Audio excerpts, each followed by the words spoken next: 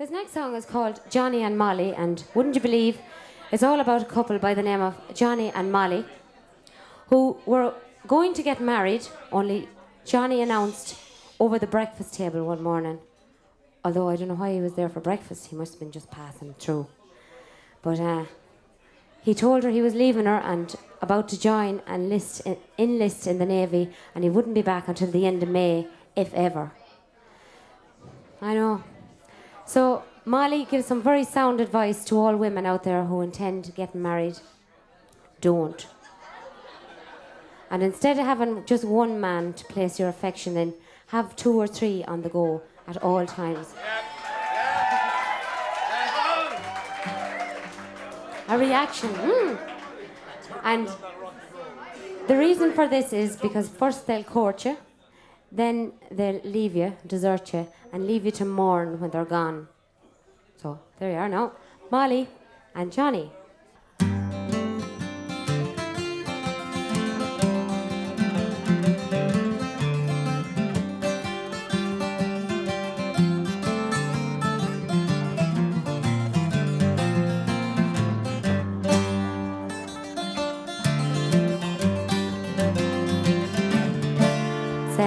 Johnnie to Molly, I'm now gone to leave you, but do not be grieved at my going away.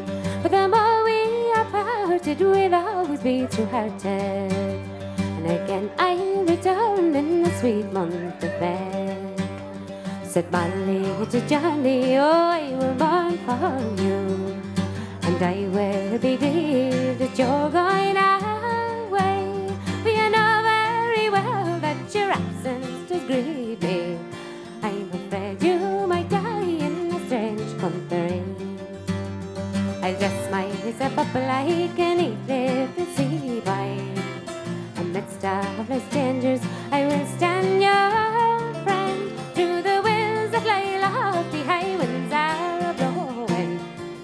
My dear, I'll be with you to plough the rock, man. But your delicate fingers our ropes could not handle. Your lily white feet, love, our decks could not stand. For the cold nights of winter, you never could endure them. So stay turned out into the seas that I go.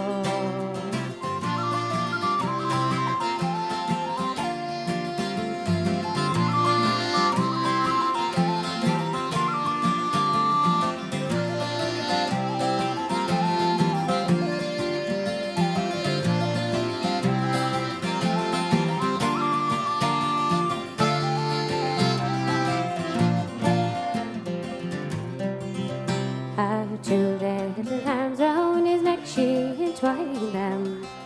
The clear crystal tears rise down his floor, and her lily white hands on the deck she kept wringing, crying, oh, my beloved, will I never see him more.